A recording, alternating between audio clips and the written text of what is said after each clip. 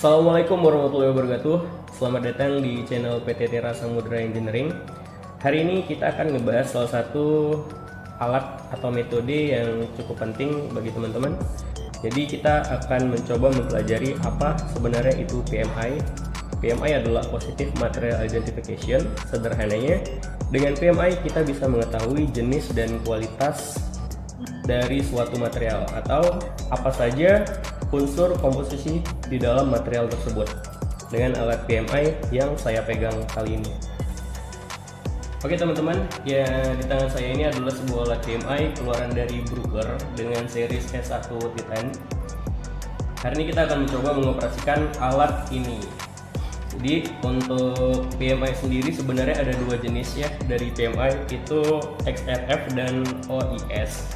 Yang saya pegang ini menggunakan jenis dari XRF. Sederhananya kita menggunakan sinar X ditembakkan ke permukaan material yang mau kita uji.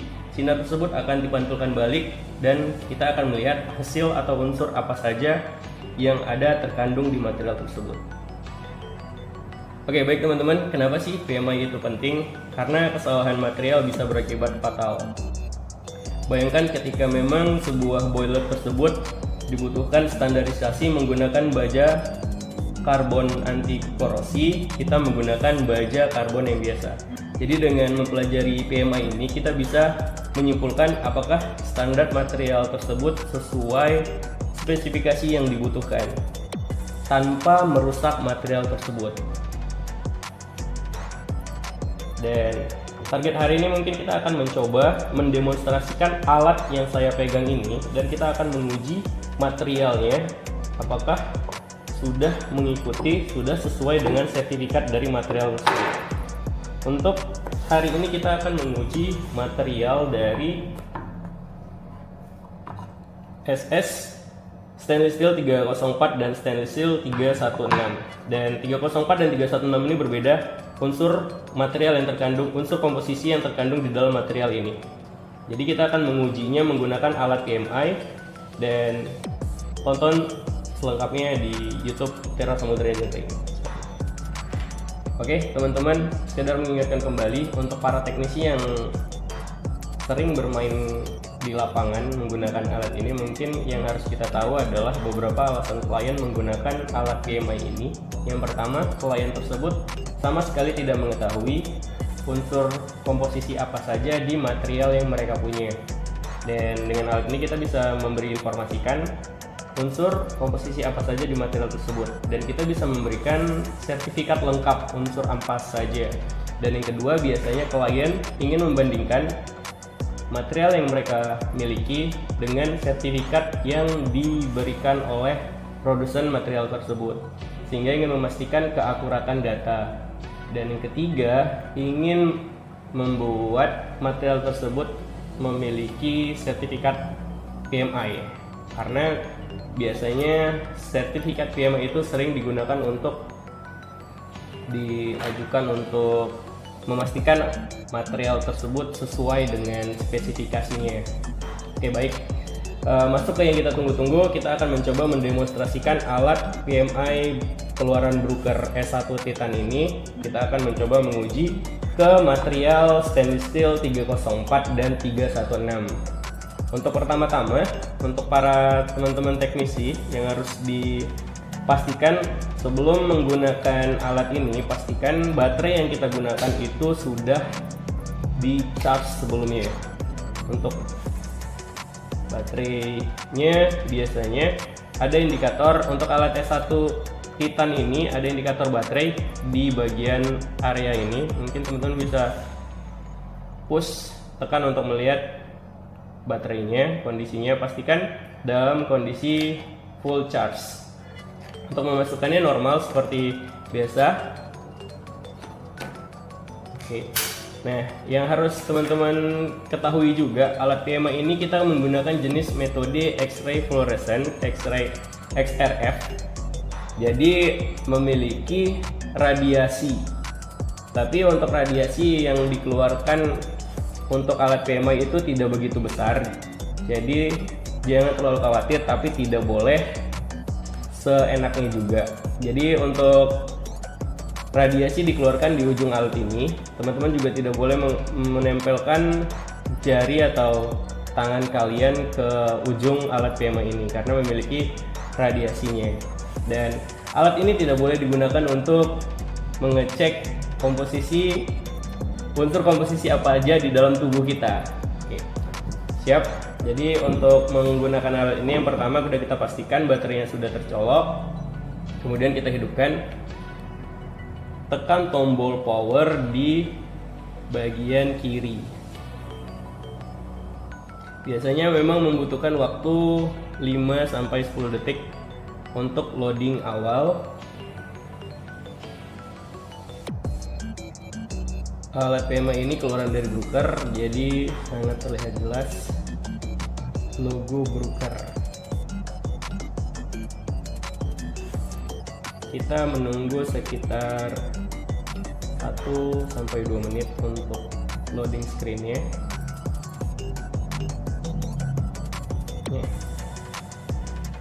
Sudah masuk ke menu, sedang loading. Initializing.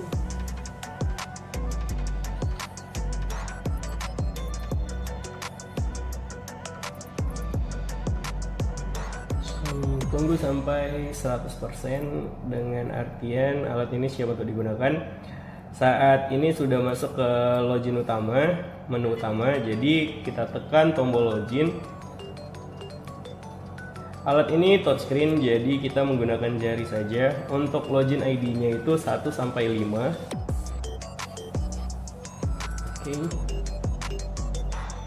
Nah, di layar akan ditampilkan bahwasanya alat ini memang mengandung radiasi, jadi setiap penggunaan alat radiasi itu harus dipastikan safety-nya. Jadi kita harus mengikuti aturan yang ada.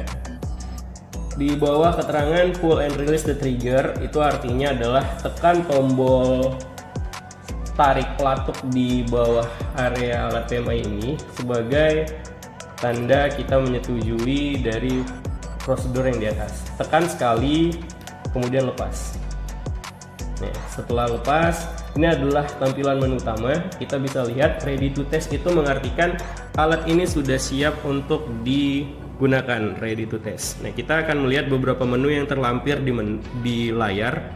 Di sini ada application alloy, setting, method, display grade, utilities, edit info, dan log off. Yang harus kita tahu untuk menu application alloy ini difungsikan untuk kita memilih material yang kita uji apakah sudah masih berbentuk padat atau sudah diubah menggunakan serbuk-serbuk. Untuk ini kita pilih aja alloy, kita okekan. Nah, di setting ini adalah durasi inspeksi, durasi tembak yang kita gunakan. Di sini kita menggunakan settingan default aja 7 detik. Jadi selama kita pencet tombolnya, dia akan berproses selama 7 detik dan akan menghasilkan hasil dari pembacaan material. Kita okekan. Metode yang digunakan itu kita automatic calibration selection aja. Display grade ID ini adalah standar yang kita gunakan. Untuk standar yang kita gunakan ini kita menggunakan standar yang biasa, yang standar. Dan di sini ditampilkan beberapa standar-standar yang ada kayak ASME, ASTM juga. Cuman ini kita pilih standar aja, kita okekan. Nah, di bagian utilities ini ada menu hasil pembacaan sebelumnya. Di sini terlihat jelas tanggal pengujian yang kita inspeksi, mulai dari tanggal 3, tanggal 9. Mungkin kalian bisa lihat jelas di alat nantinya. Dan ini ada menu backup data. Data-data yang sudah kita inspek sebelumnya bisa kita backup dan kita pindahkan ke flash disk ataupun laptop. Oke teman-teman, masuk ke menu identification sebenarnya. Ya, jadi untuk men-setting nama barang yang mau kita uji inspeksi PMI itu kita masuk ke menu edit info. Di bagian tengah layar kita klik edit info. Nah, di sini akan kelihatan field name dan value. Untuk field name ini artinya ini adalah kolom. Kolom nantinya yang akan dilampirkan di sertifikat hasil uji kita.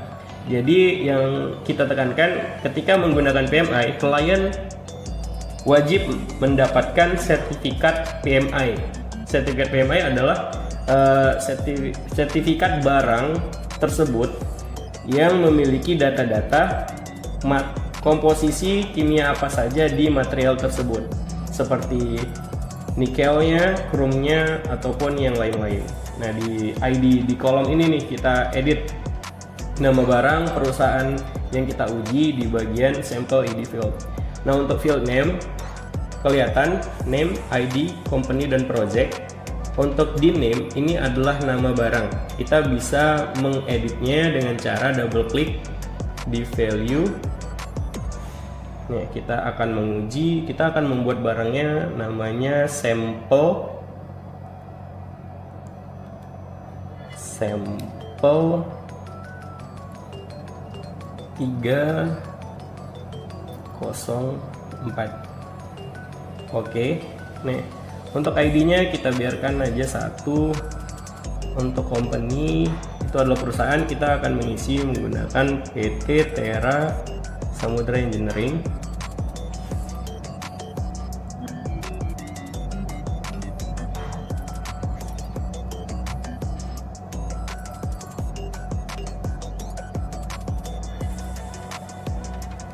Oke, dan projectnya kita akan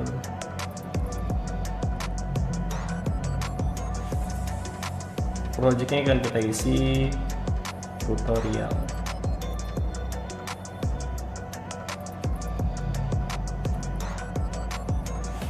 Oke, setelah identifikasi sudah kita isi, maka kita jangan lupa pencet OK agar tersimpan. Nah, ketika sudah kelihatan ready to test, itu artinya alat ini sudah siap untuk digunakan.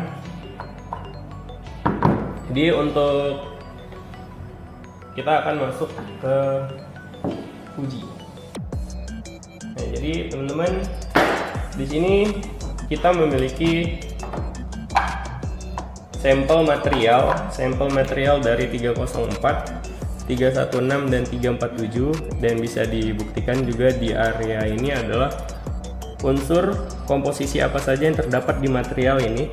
Ini adalah stainless steel ya teman-teman. Kita akan mengecek untuk yang 304.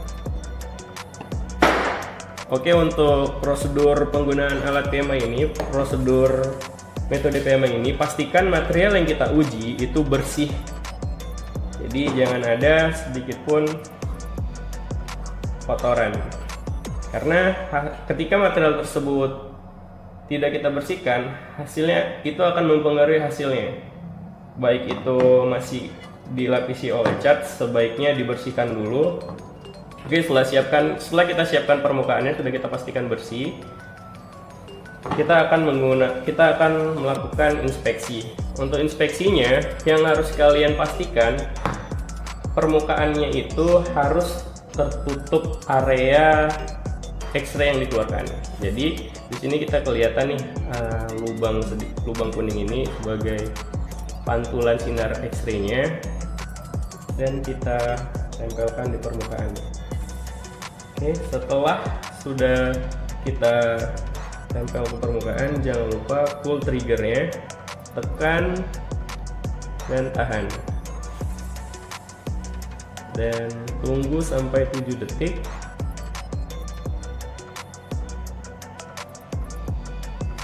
Nah, setelah 7 detik akan ditampilkan unsur komposisi kimia apa saja yang terdapat di material yang kita uji. Ini. Nah, jadi di sini saya akan mencoba menjelaskan grade apa yang tampil setelah kita menguji material ini. Di sini kelihatan stainless steel 304 atau 303. Nah, untuk di sini adalah tembakan ke 437, kita menggunakan alat ini.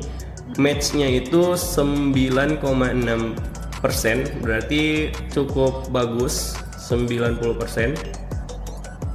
Kemudian ini waktu inspeksi sudah terlampir bulan 5 tanggal 9 pukul 16.06. Sampel 304 identifikasi yang kita isi. Nah, di sini kelihatan nih unsur komposisi apa saja di material 304. Jadi untuk teknisi PMI harus paham sedikit tentang tabel kimia ya. Jadi di dalam sebuah material itu ada banyak unsur kimianya. Salah satunya di sampel stainless steel 304 terdapat kandungan nikel, Fe, mangan, krom, dan lain-lain. Di sini kelihatan hijau, itu artinya nilai unsur material ini sangat bagus. Jadi sesuai standar dari unsur 304 stainless steel. Jadi di sini terbaca komposisi nikel. Di sini ada kolom min dan max. Min ini adalah minimal nilai yang harus dimiliki material ini, dan max juga. Dan persenan ini adalah nilai yang dibaca dari alat PMI. Untuk nikel, alat PMI ini membaca nikel 8,25%, Fe 70,59%. Nah, nilai ini masih masuk dalam batas standar stainless steel 304, 8,0, 10,5. Hijau ini mengindikasikan bagus, sesuai dengan standarnya. Nah, paling pojok sebelah kanan ini adalah toleransinya 0,02, 0,1. Oke, sampai sini ada banyak unsur komposisi yang dibaca yang sudah didapatkan dari alat PMI ini. Nah, kita akan menguji satu sampel lagi menggunakan material 316. Jadi material 304 dan 316 itu berbeda ya. Oke, baik, kita lanjut teman-teman. Tadi kita sudah melakukan uji ke sampel stainless steel 304. Sekarang kita akan mencoba menguji ke sampel yang 316. 304 dan 316 itu sedikit berbeda untuk kualitas dari material tersebut. Untuk 316 itu jauh lebih bisa tahan karat daripada 304. Untuk unsur MO-nya itu sedikit lebih tinggi dari 304. Nanti kita akan verifikasikan dan kita akan coba berikan buktinya. Jadi kita balik lagi ke menu edit info karena material yang kita uji sekarang itu adalah sampel 316. Oke, sudah saya edit sebelumnya tadi teman-teman. Jadi udah kita edit, sudah terlihat sampel 316. Kita klik OK saja. Langsung saja kita tembak coba ke barangnya, ke materialnya. Sekali lagi saya ingatkan untuk penggunaan PMI ini ada sedikit radiasi, jadi sedikit hati-hati tangan, jangan selalu mendekati area pantulan sinar X-nya. Jangan lupa setelah material yang sudah kita tempelkan, tahan, tunggu selama 7 detik.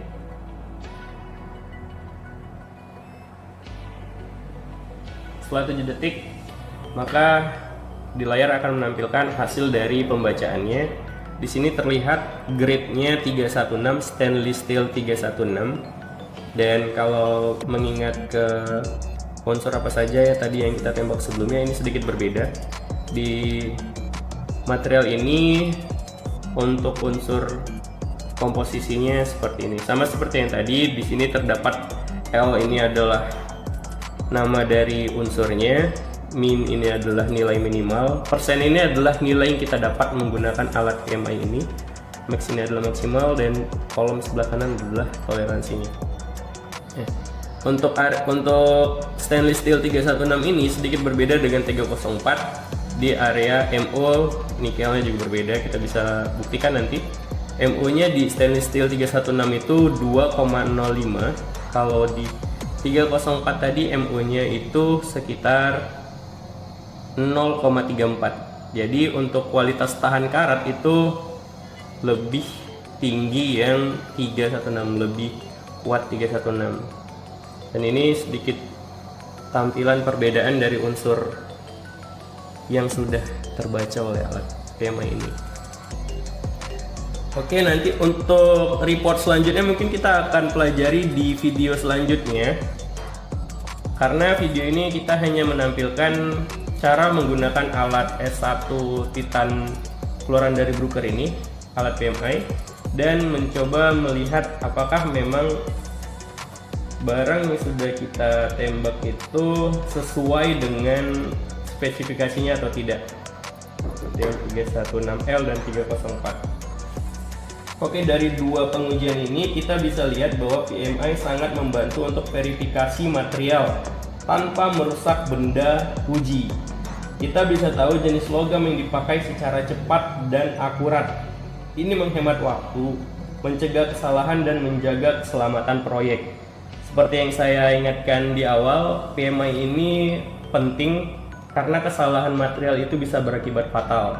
Dan PMI ini sangat cocok digunakan untuk proyek oil dan gas, karena kesalahan material itu bisa menyebabkan meledak.